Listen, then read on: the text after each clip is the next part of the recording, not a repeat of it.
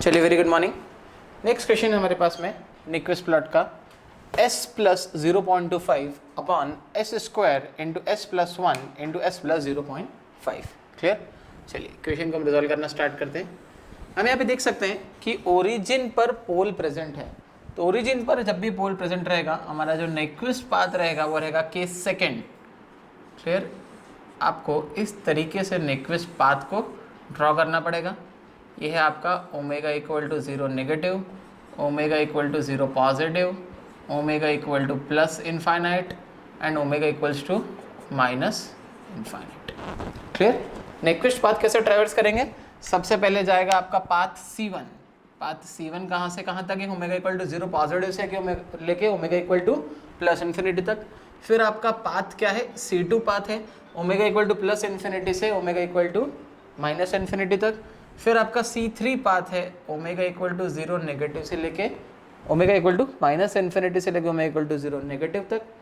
ये सभी में प्रेजेंट रहता है, पर अगर ओरिजिन पर एक या एक से ज़्यादा पोल हो तो एक और पाथ एग्जिस्ट करता है, that is your C4 path. Clear.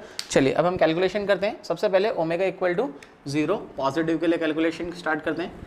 तो अगर आपको कैलकुलेशन करना है C1 पाथ के लिए, C1 path at omega equal to 0 positive. Clear. तो अगर आपको C1 पाथ के लिए कैलकुलेशन करना है, तो अगर ओमेगा इक्वल टू 0 पॉजिटिव के लिए करना है तो S tending to epsilon e की पावर j थीटा। क्लियर। क्योंकि जो रेडियस होती है हमारी बहुत छोटी होती है, होती है एप्सिलॉन e की पावर j थीटा, जहाँ पर एप्सिलॉन मैग्नीट्यूड बहुत छोटा होता है टेंडिंग टू 0। क्लियर। तो S की जगह पर एप्सिलॉन e की पावर j थीटा पुट कर देते हैं। एप्सिलॉन e की power j theta plus 0.25 upon epsilon square e की power j2 theta into epsilon e की power j theta plus 1 into epsilon e की पावर j थीटा प्लस का 0.5। Clear. अब हमको पता है एप्सिलॉन बहुत छोटी क्वांटिटी है टेंडिंग टू 0, तो आप देख सकते हैं यहाँ पर ये टर्म निगलेक्ट हो जाएगी क्योंकि 1 बड़ा है। यहाँ पर एप्सिलॉन स्क्वायर नहीं है, यहाँ पे एप्सिलॉन e की power j theta plus 0.5, epsilon e की power j theta plus 0.5। Clear. तो यहाँ पर आपका एप्सिलॉन निगलेक्ट हो जाएगा, यहाँ पर भी 0.5 है तो ये भी एप्सिलॉन निगलेक्ट हो जाएगा क्योंकि एप्सिलॉन बहुत छोटी क्वांटिटी है tending to 0। Clear. 1 into 0.5 is 0.5, और जब ये 0.5 एप्सिलॉन स्क्वायर से मल्टीप्लाई होगा तो आप देख सकते हैं बहुत छोटी क्वांटिटी से मल्टीप्लाई कर दोगे 0 से, दैट इज अगेन 0। क्लियर। यहाँ पर भी आप कैलकुलेशन करेंगे तो ये टर्म भी निगलेक्ट हो जाएगी, तो सिर्फ बचेगा आपका 0.25 अपॉन एप्सिलॉन स्क्वायर e की power j2 theta. Clear. Anything upon 0 is infinite, और एंगल में लिख सकता हूँ e की पावर माइनस का j2 थीटा। क्लियर। अगर मैं यहाँ पर एंगल्स ड्रॉ करूँ तो मैं ब्लू कलर के मार्कर से आप देख सकते हैं ये कुछ भी नहीं है, सिंपल 0 है, ये 90 डिग्री है, ये 180 डिग्री है, ये 270 डिग्री है, अगेन ये 0 डिग्री। पॉजिटिव एंगल्स की बात करूँ तो थीटा यहाँ पर कितना है? थीटा अगर जैसे ही यहाँ पर पहुँचेगा तो कंप्लीटली कितना हो जाएगा? 90 डिग्री। इस थीटा की जगह पर मैं 90 डिग्री डाल दूंगा तो मुझे फाइनल मिल जाएगा कि ओमेगा इक्वल टू 0 पे आपका आ जाएगा magnitude infinite angle 90 into 2 is 180 minus 180 degrees. Clear. तो ये एक आंसर हमको मिल गया। C1 पाथ के बारे में हम बात करें, if C1 path is traverse तो ओमेगा इक्वल टू 0 पॉजिटिव पर आपको मिल रहा है मैग्नीट्यूड इनफाइनाइट और एंगल मिल रहा है आपको, यहाँ पे लिख देता हूँ, मैग्नीट्यूड मिल रहा है इनफाइनाइट और एंगल आपको मिल रहा है माइनस 180 डिग्रीज। क्लियर। अब आप कैलकुलेशन करेंगे omega equal to plus infinity वाले पॉइंट के लिए। चलिए अगर आप C1 पाथ में ही करते हैं omega equal to plus infinite के लिए, तो आपको S को रिप्लेस करना पड़ेगा R e की पावर j थीटा से। तो S की जगह पर आप यहाँ पे पुट ऑन करें R e की पावर j थीटा, तो हो जाएगा R e की power j theta plus 0.25 upon R square e की power j2 theta into R e की power j theta plus 1। Clear. Into R E की power जे theta plus 0.5। Clear? जहां पर r बहुत बड़ी क्वांटिटी है which is tending to infinite, R E की power जे theta. तो यहाँ पे देख सकते हैं 0.25 वाली टर्म निगलेक्ट हो जाएगी क्योंकि r बहुत बड़ी क्वांटिटी है। क्लियर? 1 भी निगलेक्ट हो जाएगा, 0.5 भी निगलेक्ट हो जाएगा। ठीक है, एक r की पावर जे थीटा ऊपर है, 2 r की पावर जे थीटा, 3 और 4 नीचे हैं, एक r की पावर जे थीटा से एक r की पावर जे थीटा कैंसिल हो गया। आर स्क्वायर ई की power J two theta into R E की पावर जे थीटा लिखने का तरीका रहेगा 1 अपॉन आर क्यूब ई की power J 3 theta. Clear? Anything upon infinity, R tends to infinity 0, तो होगा आपका 0 एंगल ई की पावर माइनस का जे 3 थीटा। क्लियर? थीटा यहाँ पर कितने डिग्री पर है? 90 डिग्री पर है, तो 90 इंटू 3 इज माइनस 270 डिग्री, तो 0 एंगल माइनस 270 डिग्री। बहुत आसान है, एक बार आप प्रैक्टिस करेंगे तो ऑटोमेटिकली आ जाएगा। तो आप इसको लिख सकते हैं omega equals to plus infinite पे, omega equals to plus infinite पे मैग्नीट्यूड 0 हो गया, एंगल हो गया माइनस का 270 डिग्रीज। क्लियर? चलिए इसको अब यहाँ पे रब कर देते हैं अपन। इस पार्ट को और थोड़ा सा नाइक्विस्ट प्लॉट में ड्रॉ करने की कोशिश करते हैं। क्लियर? नाइक्विस्ट पाथ की मदद से बनता है नाइक्विस्ट प्लॉट। चलिए यहाँ पर मैं नाइक्विस्ट प्लॉट ड्रॉ कर रहा हूँ। ये रहा 0, क्लियर, -90, -180 और -270 डिग्री। आप चाहें तो पॉजिटिव एंगल्स भी ले सकते हैं, ऊपर की तरफ से जाऊँगा तो पॉजिटिव और नीचे की तरफ से आऊँगा तो नेगेटिव एंगल। चलिए C1 स्टार्ट हो रहा है omega equal to 0 positive pay. पूरे प्लॉट में ओमेगा इक्वल टू 0 पॉजिटिव कहाँ आएगा? कहीं पर भी आ सकता है, हमको उसकी चिंता नहीं है। कब हमको कहाँ पर लेना है ये देखते हैं। हमको उस पॉइंट पर लेना है जहां पर मैग्नीट्यूड इनफाइनाइट हो। अच्छा, मैग्नीट्यूड इनफाइनाइट मतलब इस लाइन को टच नहीं करना है और एंगल -180। क्लियर? तो -180 वाली लाइन ये रही, यहां पर मैग्नीट्यूड इनफाइनाइट रखना है। क्लियर? मैग्नीट्यूड इनफाइनाइट मतलब इससे टच नहीं करना और एंगल -180। तो ओमेगा इक्वल टू 0 पॉजिटिव से ये स्टार्ट होता है, ये वाला पॉइंट हो गया ओमेगा इक्वल टू 0 पॉजिटिव, और omega equal to plus infinity पर टर्मिनेट होता है ना। ओमेगा इक्वल टू 0 पॉजिटिव से स्टार्ट होता है और omega equal to plus infinity पर टर्मिनेट होता है। Omega equal to plus infinity कहाँ आएगा? चलिए omega equal to plus infinity -270 वाले एंगल पे आएगा और वहां पर मैग्नीट्यूड कितना रखना है? 0 रखना है। तो -270 वाले एंगल पे आएगा तो मैग्नीट्यूड 0 रखना है, मतलब 0 पे टच होगा। तो ये प्लॉट कुछ ऐसा जा सकता है, omega equal to 0 positive, omega equal to plus infinite. Clear? पर एक और ऑप्शन है इसी प्लॉट को ड्रॉ करने का, जो मैं रेड पेन से मार्क कर रहा हूँ। ये भी -180 वाली ही एक्सिस है, यहाँ से भी स्टार्ट करके प्लॉट ऐसा भी खत्म हो सकता है। तो यहाँ पर दो प्लॉट्स प्रेजेंट है ना। C1 या तो ये हो सकता है या तो ये हो सकता है। क्लियर? दोनों ही -180 से आ रहे हैं, है ना। किसी भी लाइन के पैरेलल लाइन ड्रॉ कर दो तो एंगल सेम होता है, और इन्फिनिटी से आ रहे हैं तो मैंने टच भी नहीं करा है, और दोनों के दोनों -270 पे जाके टर्मिनेट हो रहे हैं। अब हमको कैलकुलेट करना है क्या कोई ऐसी फ्रीक्वेंसी है क्या कि जिस फ्रीक्वेंसी पर एंगल -180 हो रहा है। अगर ऐसी फ्रीक्वेंसी है तो रेड वाला प्लॉट करेक्ट है, और अगर ऐसी फ्रीक्वेंसी नहीं है तो C1 पाथ के लिए ब्लू वाला प्लॉट करेक्ट है। क्लियर? तो ऐसी फ्रीक्वेंसी जिस फ्रीक्वेंसी पर आपका फेज एंगल -180 डिग्री हो जाता है, उस फ्रीक्वेंसी को हम बोलते हैं फेज क्रॉसओवर फ्रीक्वेंसी। क्लियर? चलिए अब हम फेज क्रॉसओवर फ्रीक्वेंसी निकालते हैं। तो अब इसका एंगल ले लेते हैं पूरे GSHS का, ओपन लूप ट्रांसफर फंक्शन का, और इक्वेट कर देते हैं -180 डिग्री से। क्लियर? चलिए हमको फॉर्मेट पता है, a प्लस जे बी अगर ट्रांसफर फंक्शन है आपका फॉर्मेट है, तो इसका एंगल हो जाएगा tan inverse of imaginary part upon real part. Clear? चलिए कैलकुलेशन स्टार्ट कर दें।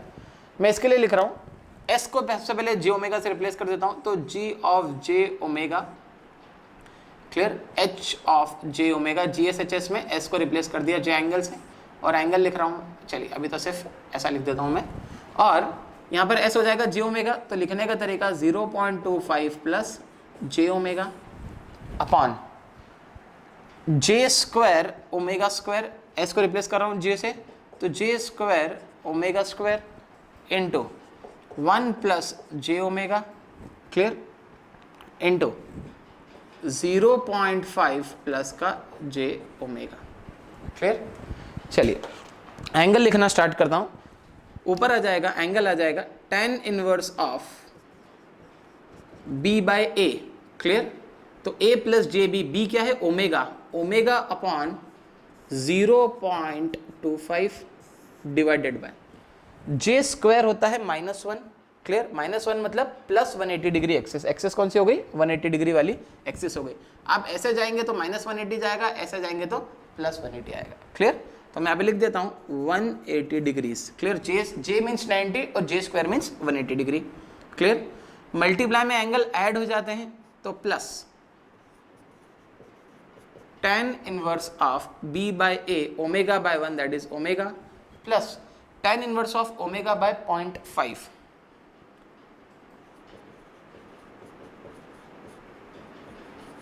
क्लियर। चलिए ये 1/0.25 को मैं 4 लिख सकता हूँ, क्लियर। तो ये ऊपर जाके हो जाएगा, मैं इसको फिर से लिख रहा हूँ, ये हो जाएगा tan इनवर्स ऑफ 4 ओमेगा, ये ऊपर जाएगा तो minus 180 degree minus tan inverse omega minus ये हो जाएगा 2, 1/0.5 is 2 minus tan inverse 2 omega. पूरा का पूरा एंगल जब नीचे से उठ के ऊपर जाता है तो उसके आगे माइनस साइन लग जाती है, क्लियर। और इस पॉइंट पर हमारा एंगल कितना हो रहा है -180, should be equal to -180 degrees, clear. चलिए इसको आगे और रिजॉल्व करते हैं। -180 इधर जाएगा तो -180 प्लस 180 0, तो 0 is equals to tan inverse of 4 omega minus tan inverse of omega minus tan inverse of 2 omega.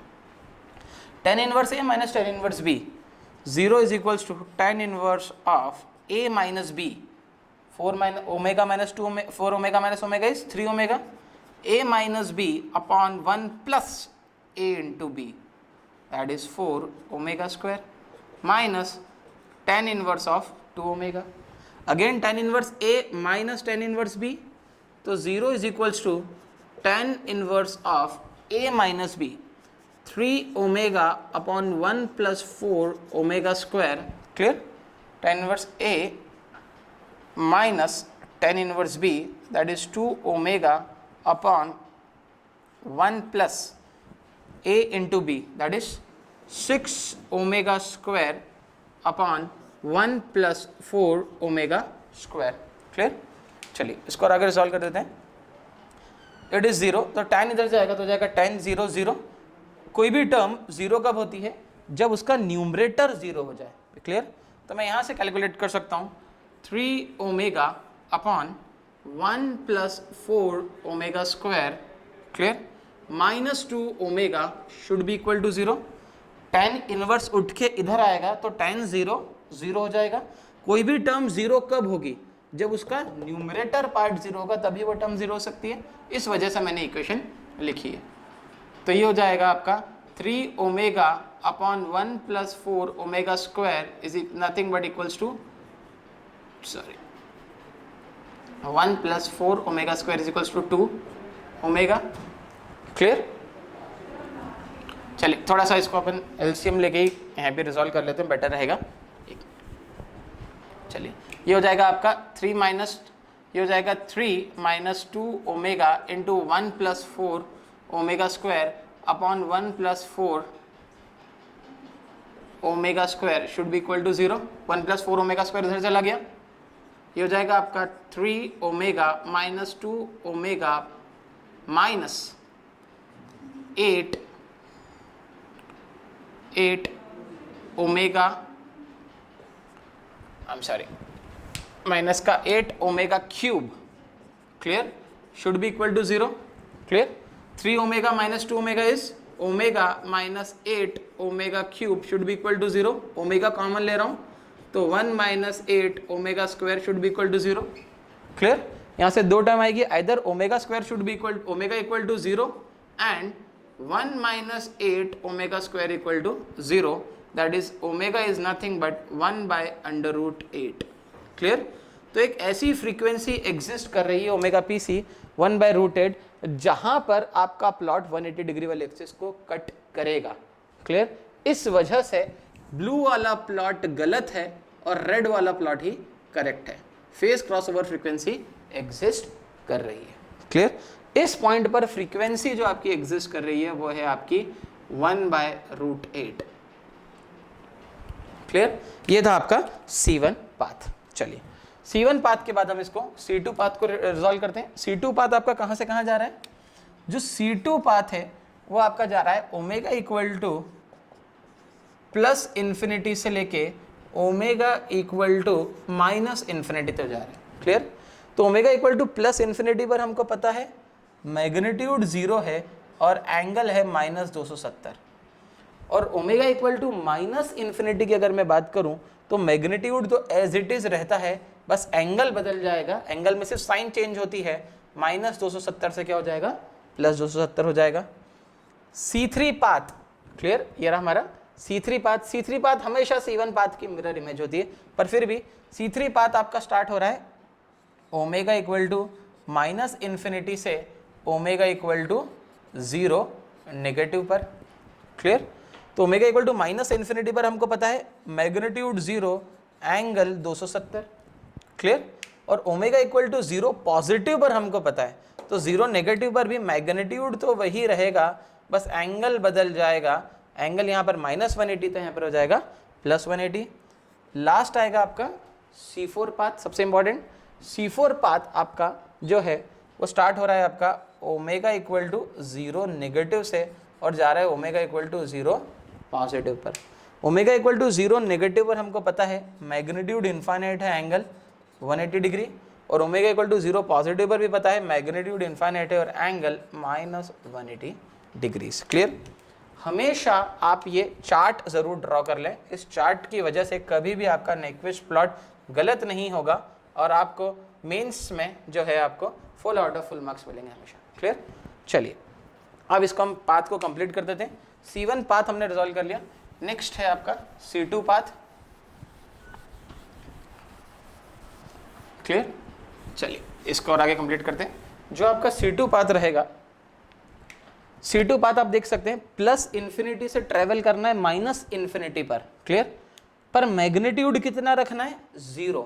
Magnitude में कोई चेंज नहीं आएगा, बस एंगल बदल जाएगा, -270 से लेके +270 पे आएगा। तो यहाँ पर -270 है, अगर आप एंगल अब पॉजिटिव एंगल्स लें तो 0, ये -90 है ना। क्लियर? सॉरी 0 +90, ये हो जाएगा +180 डिग्री और ये हो जाएगा +270 डिग्रीज, +270 डिग्रीज। तो -270 से लेके +270 पर आना है तो सिर्फ एक डॉट लगेगा, वो डॉट सिर्फ बदल जाएगा, पहले -270 पर था अब +270 पर आएगा, सिर्फ डॉट, क्योंकि आपको मैग्नीट्यूड कितना ट्रेवल करना है, 0 मैग्नीट्यूड। क्लियर? तो ये अब हमको पता पड़ गया, ये वाला पॉइंट हो गया हमारा ओमेगा इक्वल टू -इनफाइनाइट। और ये जो पाथ आपने ट्रेवल करा ये रहा आपका C1 पाथ, ये जो पाथ है ये रहा आपका C2 पाथ। C3 पाथ जो है वो ओमेगा इक्वल टू -इनफिनिटी से स्टार्ट होगा और ओमेगा इक्वल टू 0 नेगेटिव पर टर्मिनेट होगा। ओमेगा इक्वल टू -इनफिनिटी पर मैग्नीट्यूड 0 और एंगल 270, और ओमेगा इक्वल टू 0 नेगेटिव पर मैग्नीट्यूड इनफाइनाइट हो जाएगा, एंगल 180 डिग्री। तो मैं ब्लैक वाले पेन से ड्रॉ कर रहा हूँ इसकी, क्योंकि C1 की ठीक मिरर इमेज बनेगी आपका C3 पाथ। आप ये देख सकते हैं, this is your C3 path. और ये रहा अब आपका, ये पॉइंट है आपका ओमेगा इक्वल टू 0 पॉजिटिव, ये omega to plus infinite, omega equal to 0 negative, और ये वाला पाथ है omega equal to 0 negative, minus infinite से लेके 0 नेगेटिव। क्लियर? लास्ट आपका एग्जिस्ट कर रहा है C4 पाथ, 0 नेगेटिव से लेके 0 पॉजिटिव पर आपको जाना है। 0 नेगेटिव पर एंगल कितना है, +180, और 0 पॉजिटिव पर एंगल कितना है, -180। तो +180 से -180 जाने का रास्ता क्या है, एंगल को घटाना पड़ेगा। 180 डिग्री में से 90 घटाओगे तो पहले आएगा फिर 90, फिर 90 डिग्री के बाद आएगा 0 डिग्री, फिर 0 डिग्री के बाद आएगा -90 डिग्री, और फिर -90 डिग्री के बाद आएगा -180 डिग्री। तो ये रहा +180, +180 से मैंने एंगल घटाया, आ गया 90 डिग्री पे, 90 डिग्री से घटाया तो आ गया 0 डिग्री पे, 0 डिग्री से घटाया तो आया -90 डिग्री से, और -90 डिग्री से घटाया तो आ गया -90 डिग्री से। सारी किताबों में जो फॉर्मूले है 2n पाई मल्टीप्लाई करके, सब वो बेकार फॉर्मूले। आप सिंपल एक मेजर ट्रिक से जाएं जो कि हमेशा आपका क्वेश्चन एक्यूरेट करेगा। क्लियर? चलिए लास्ट पॉइंट। इस पॉइंट पर फ्रीक्वेंसी तो पता है, पर क्या ये -1 वाला पॉइंट यहां पर लाई कर रहा है या यहां पर लाई कर रहा है, ये देखना पड़ेगा। तो आपको इस फ्रीक्वेंसी पर मैग्नीट्यूड निकालना है। क्लियर? तो लास्ट स्टेप में हम कैलकुलेट करते हैं magnitude mod of GS into HS, mod of GS into HS. Clear? इसका मैग्नीट्यूड होगा under root of A square plus B square, clear, upon A plus J B का जो magnitude होता है वो होता है under root of A square plus B square. Clear? आप देख सकते हैं ये आपका एस स्क्वायर है, मतलब आपका कुछ भी नहीं, जे स्क्वायर ओमेगा स्क्वायर है। क्लियर? आप जे स्क्वायर तो एंगल में चला गया, ओमेगा स्क्वायर तो सिर्फ रियल पार्ट है, तो इसका मैग्नीट्यूड अगर इसका अंडर रूट और स्क्वायर करूं तो सिर्फ ओमेगा स्क्वायर ही बचा रहेगा। तो इसके अंदर कोई चेंज नहीं आना है। अगर मैं इसको लिखना मैग्नीट्यूड तो under root of omega square plus 1, इसका लिखना मैग्नीट्यूड तो under root of omega square plus 0.5। Clear? कई बार स्टूडेंट्स को इसमें कंफ्यूजन हो जाता है, तो आप इसको ऐसा भी देख सकते हैं, ये कुछ भी नहीं 0 प्लस ओमेगा स्क्वायर है, तो आप लिख सकते हैं इसका, मान लेता हूँ J0 प्लस ओमेगा स्क्वायर, तो under root of A square plus B square. Clear? तो 0 तो कुछ है ही नहीं, लिखा कुछ भी नहीं आपने, ओमेगा स्क्वायर का सिर्फ स्क्वायर बच गया, तो स्क्वायर से रूट कैंसल, सिर्फ बच गया ओमेगा स्क्वायर। तो as it is omega square. किस फ्रीक्वेंसी पर मैग्नीट्यूड निकालना है? ओमेगा इक्वल्स टू 1/√8 पर आपको मैग्नीट्यूड निकालना है। क्लियर? तो आप लिख सकते हैं इसको, omega equals to 1/√8 is nothing but, clear, omega equals to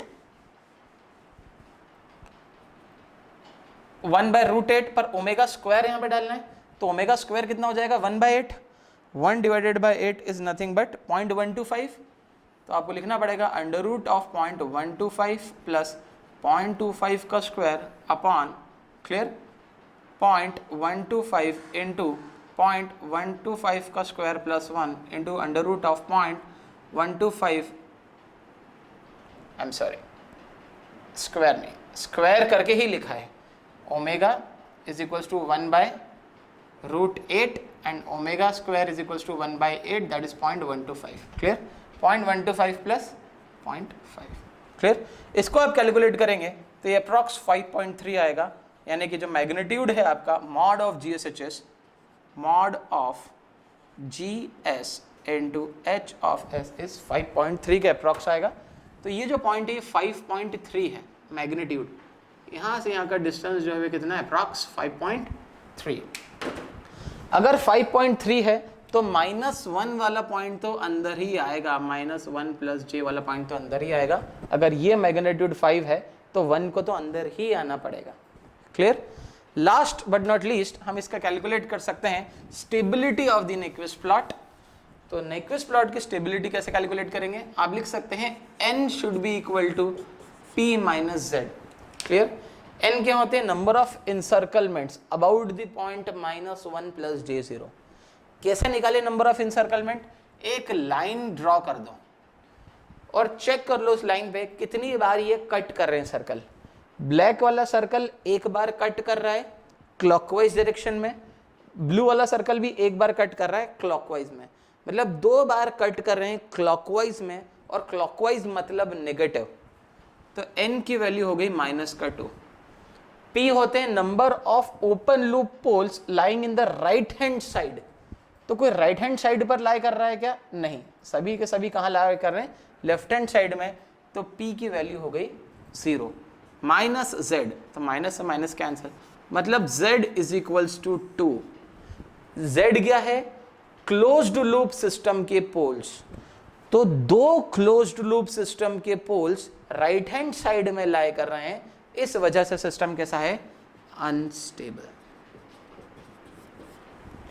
thank you.